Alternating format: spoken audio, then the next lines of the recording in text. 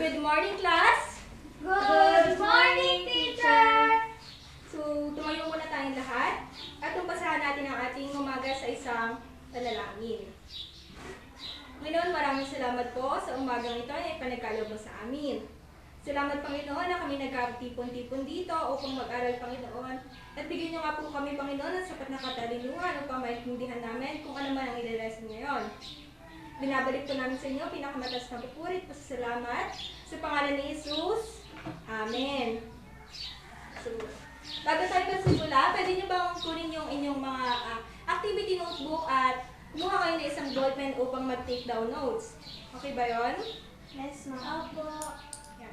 Bago tayo magsimula, panoorin muna natin yung video na to at makinig kayong mabuti.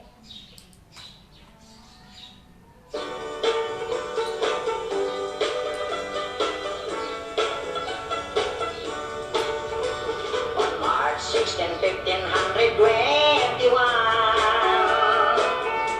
when Philippines was discovered by Magellan.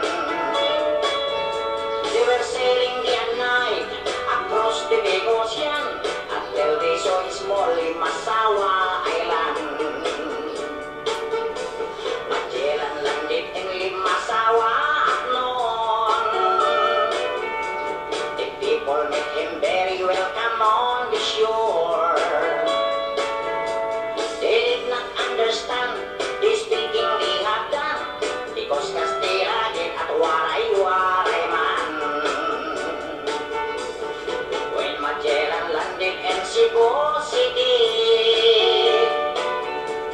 Rahahumagon met him, they were very happy. All people were baptized and built the Church of Christ, and that's the beginning of our Catholic life. When Magellan visited in Mactan to Christianize them everyone, but Lapu-Lapu met him on the shore and dragged Magellan to go back home. Then Magellan got so mad, ordered his men to camouflage Mactan Island we could not grab, 'cause Lapu-Lapu is very hard. Then the battle began at dawn, bullets and spears versus guns and cannons. When Magellan was hit on his neck, he stumbled down and cried and cried, "Oh mother, mother, I am sick. Call the doctor very quick. Doctor, doctor, shall I die? Tell my mama do not cry. Tell my mama do not cry. Tell my mama do not cry." That's the of Magellan in the island of Mactan long time ago, ladies and gentlemen. May naintindihan ba kayo? Yes, ma'am. Yes, So, kung may ma'am. naintindihan, meron tayong mga katanungan dito. Question number 1, what is the video all about? Fatima, meron ka bang idea or any thoughts na gusto mong i-share sa amin? Yes, ma'am. Tungkol po ito sa history ng ating bansang Pilipinas, kung paano tayo sinakop ng Espanya. Very good. Number 2 question, what happened in the video you watch? Ano bang nangyari dun sa video na pinanood nyo? Kate Ann? Ano po, nakita po natin kung paano na-discover ni Magellan yung Pilipinas at kung paano sinakop ng Espanya ang Pilipinas at kung paano ipinamana sa atin ang Kristyanismo. Precisely. Number 3, what have you learned in the video you watch? Miss Fatima? Ma'am, natutunan ko bang i-appreciate ang history ng bansang Pilipinas. Napansin ko po na nagkakaroon ng pagbabago o progreso ang ating bansa ngayon. Very good. Miss Kate Ann? Ma'am, natutunan ko po na kinolonize po tayo ng bansang Espanya at dapat po hindi tayo magpaalipin sa ibang bansa at ibang nayon. Very good answer. So, naintindihan nyo naman. Ang topic na natin ngayon ay about Philippine history, Spanish era. Spanish colonization, 1521 to 1898. Number 1 is, Ferdinand Magellan arrived in the Philippines in 1521. Magellan landed on the island of Cebu, claiming the lands for Spain and naming them Islas de San Lazaro. He set up friendly relations with some of the local chieftains and converted some of them to Roman Catholicism. So si Ferdinand Magellan, kilalang kilala siya dahil siya yung kauna-unahang tao na nakadiscover sa Pilipinas noong 1571. So mag-take down notes kayo dahil mahalagang impormasyon to.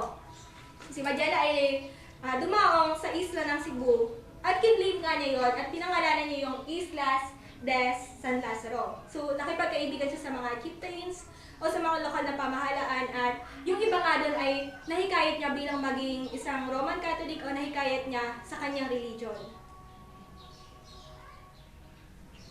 Magellan's Cross is a Christian cross planted by Portuguese and Spanish explorers as ordered by Ferdinand Magellan. Upon arriving in Cebu in the Philippines on April 14, 1521, a sign below the cross describes the original cross is encased inside the wooden cross that is found in the center of the chapel. This is to protect the original cross from people who chip away parts of the cross for souvenir purposes or in the belief that the cross possesses miraculous powers. Some people, however, believe that the original cross had been destroyed or had disappeared after Magellan's death. So ang Magellan's Cross, nakalagay siya ngayon sa Cebu. Dahil nga sa pagdating niya sa Pilipinas, pinakilala niya yung religion o yung Kristyanismo sa atin na hanggang ngayon naman ay dala-dala natin, di ba? Mas marami sa population natin ngayon ng mga naging Kristiyano at dahil yon sa Espanyol o dahil sa pagdating ng Espanyol sa ating bansa. So, sinasabi ng ibang tao na yung cross daw na yon, yung totoong cross daw ni Magellan ay nasa loob ng wooden cross na yon. So, ba't nga ba nila nilagay yung totoong cross ni Magellan doon? Mayroong sabi-sabi na yung totoong cross daw ni Magellan ay nakalagay nga daw doon para hindi pagsamantalahan ng mga tao o gawin nilang souvenir. At dahil nga yung iba may paniniwala na yung totoong cross daw ni Magellan ay nagtataglay ng himala, maaaring nakakapagpapagaling nga ito. So sabi naman ng iba, yung cross daw ni Magellan ay nawala na or nasira na pagkatapos niyang mamatay. Next one, who is Lapu-Lapu? Lapu-Lapu was a ruler of Mactan, who is known as the first native of the archipelago to have resisted the Spanish colonization. On the morning of April 27, 1521, Lapu-Lapu led 3,000 warriors in a battle against Portuguese explorer and conquistador Ferdinand Magellan, who led a force of 49 Spanish soldiers and 6,000 native warriors from Cebu. During the battle, Magellan and several of his men were killed. So si Lapu-Lapu, kilala natin siya as siya yung pinakaunang hero ng ating bansa. Bakit? Si Lapu-Lapu ay isa siyang ruler ng Mactan noon, na siya yung kilala bilang isang kauna-unahang Pilipino na tumanggi sa kapangyarihan ng mga Espanyol noon. So dahil sa pagtanggi niya, naggalit sa kanya si Magellan. Dahil nga, di ba, ang gusto ng Espanyol is sakupin na tayo. Gusto nila na mas mataas sila sa atin, kaya tumanggi doon si Lapu-Lapu. At dahil doon, nagkaroon ng digmaan. So makikita natin dito, yung dala ng warrior ni Magellan ay 6,000 at 49 Spanish soldiers, samantalang yung kay Lapu-Lapu ay 3,000. So sa madaling sabihin, mas marami yung dalang soldier or doble ng dami yung dalang warriors ni Magellan kaysa kay Lapu-Lapu. So during battle, napatay niya ngayon si Magellan. At marami sa mga warriors nila ang namatay din noong araw na yun. Reasons for colonization. So bakit nga ba tayo sinakop ng Espanyol doon? So meron tayong 3G. It is the God, gold, and glory. So sa God muna. God, conversion of natives to Christianity. So gusto ng mga Espanyol, ng mga Spaniards na ipasa sa atin yung Kristyanismo. Gusto nila na ma-convert tayo bilang isang Kristiyano, maipakilala nila yung religion na meron sila. So yung gold, accumulation of gold and gold. So gusto nila yung kayamanan na meron yung Pilipino. Ang Pilipinas noon ay kilala sa pangalawa sa pinakamaraming gold sa buong mundo. So dahil nga hindi pa masyadong edukado yung ibang tao, wala pa silang alam kung paano ba nila gagamitin yung wealth na meron tayo. So ngayon, ninais ng mga Espanyol na kunin yung gold o kunin yung kayamanan na mayroon tayong mga Pilipino. So the last one is the glory. Supremacy of Spain over Portugal as a superpower. So gusto ng mga Espanyol na sila yung maghari o sila yung manguna laban sa atin. Gusto nila na sila yung mas mataas kaysa sa atin. Kaya nila tayo sinakop. Yan, Spain's contribution. Ano naman yung mga na-contribute sa atin ng Espanya? So, the encomienda. The encomienda was not actually a land grant, but was a favor from the kind under which the Spaniard receiving this favor was given the right to collect tributes or taxes from the inhabitants of the area assigned to him. The one who received this favor was called an encomendero. The encomienda was, therefore, a public office. So, encomienda, hindi siya totally na isang land. Okay? Ito ay isang public office na kung saan ang tumatanggap nito ay tinatawag na mga enkomendero. Ano nga ba ginagawa ng enkomendero? Sila yung nagkukolekt ng mga tax or tribute sa mga mamamayan nating Pilipino. So, ang mga tax na yun ay napupunta dun sa mga Espanyol na namumuno sa ating bansa. Kaya nagkakaroon tayo ng forced labor. The next one is tobacco. This was introduced in the Philippines in the late 16th century, during the era of Spanish colonization, when the Augustinians brought cigar tobacco seeds to the colony for cultivation. In 1686, William Doctor visited Mindanao and observed that smoking was widespread custom. It had also become an article of foreign trade with the Dutch from Sidor and turned by rice, beeswax, and tobacco from the Spanish colony. So, ang tobacco pala na introduce siya during the Spanish colonization o during nung sinasakop tayo ng Espanyol. So, merong isang Augustinian na nagdala sa atin ng isang buto, ng mga buto ng tobacco at doon nila tinanim yon. So, noong 1686, dumating si William Dampier at binisita nga niya yung Mindanao, na-observe niya or nakita niya na marami na palang gumagamit ng tobacco na yun at nakikilala na siya. So, dahil doon nagkaroon ng foreign trade or na-import nila yung tobacco sa ibang bansa. At ngayon nga, na kilala na siya sa iba't ibang bansa at ngayon, tinatawag natin siyang sigarilyo or minsan dahil nga nagkaroon ng globalization at mas naging moderno ngayon, ginagamit na ng ibang tao yung vape. Okay. Next one is Suez Canal. The connection of Suez Canal to Philippine history is very important. When it opened in 1869, it paved way for foreign traders to do business with many countries. Philippines was one of those who benefited from its operation, not only in terms of business economy, but also about way of life. Contact with Westerners who came to trade with Philippines brought in new ideas, knowledge, education, and other things. So makikita natin sa picture yan yung Suez Canal, na kung saan ito yung pagitan sa Europe at sa Asia. So dahil dito, natuto yung mga Pilipino na mag-import at mag-export ng mga gamit. O nang mag-trade sila ng meron silang produkto. At dahil dito, mas nag-enhance o mas naging maganda yung ekonomiya ng bansa natin. Mas naging moderno, mas naging globalized. Okay? Dahil doon, mas gumanda yung pamumuhay natin. Nagkaroon ng iba't ibang building ngayon dahil doon. The next one is the Bugong Bursa. The martyr priests are publicly garroted as alleged leaders of the Cavite conspiracy, a movement for secularization and nationalism, which is distasteful to the Spanish friars. They are Jose Burgos, born February 9, 1837, Mariano Gomez, born August 2, 1799, and Jacinto Zamora, born August 14, 1835. So, kilala-kilala sila. Sila yung tatlong pare na pinatay gamit yung garote.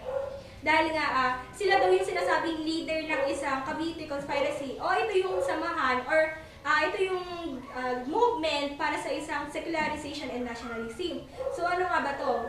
Ang goal nila is parang the word secularization, gusto nilang magkaroon ng kalayaan yung mga mamamayan na tumiwalag sa isang religious movement or sa isang religious na samahan. So gusto nilang ipakita na yung kapangyarihan na mayroon din karapatan yung mga Pilipino sa ating bansa.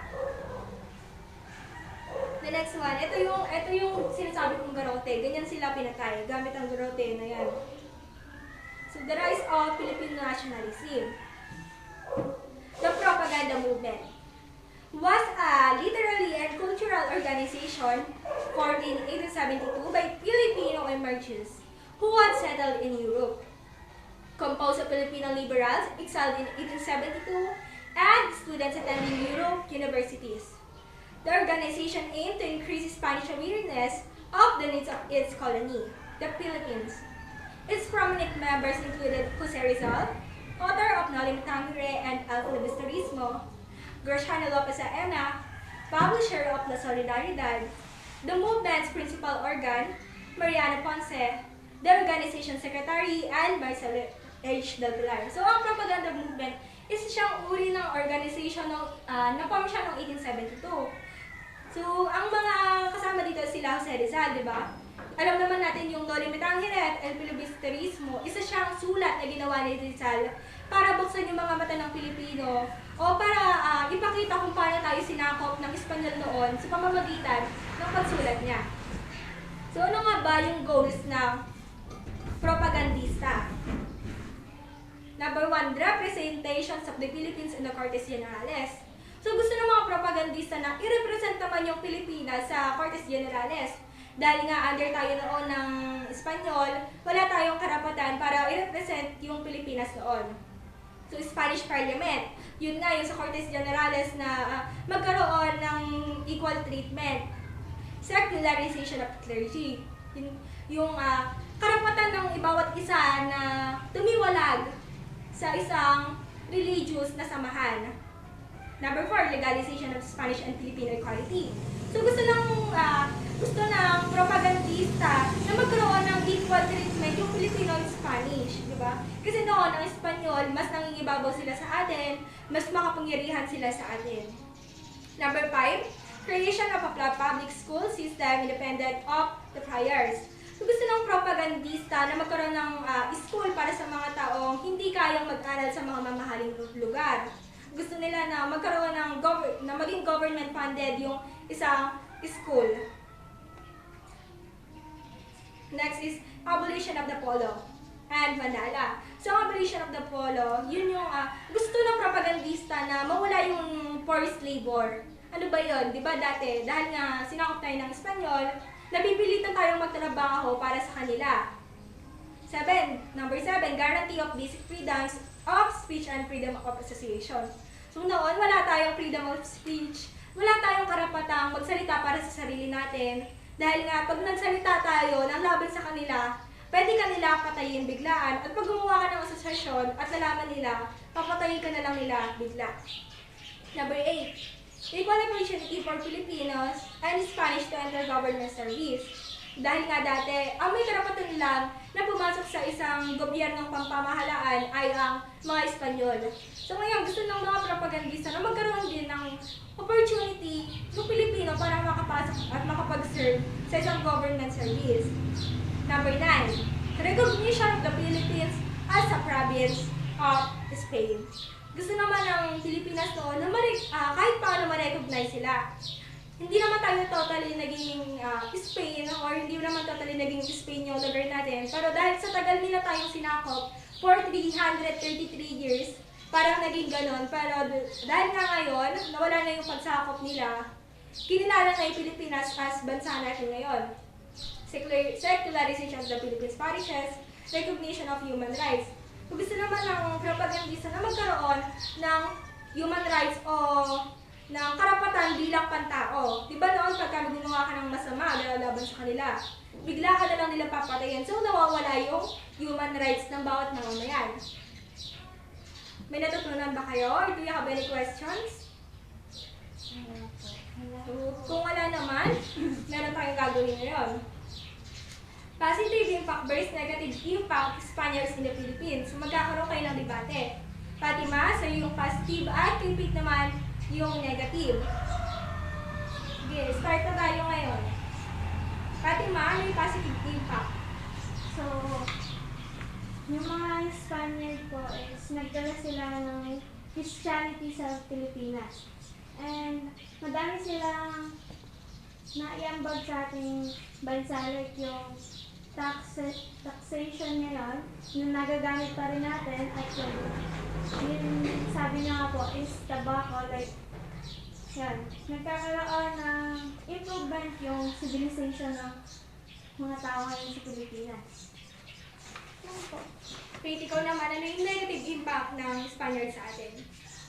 Ang nakita ko pong negative impact is nagkaroon po ng polo or yung forced labor ng tao na nasa-service yung mga tao para sa mga Espanyol, which is naaabuso yung karapatang pangtao ng mga Pilipino at hindi po nabibigyan ng pantay-pantay na pagtingin yung mga tao noon at yung mga Espanyol lang po yung namamahala sa pamahalaan ng Pilipinas.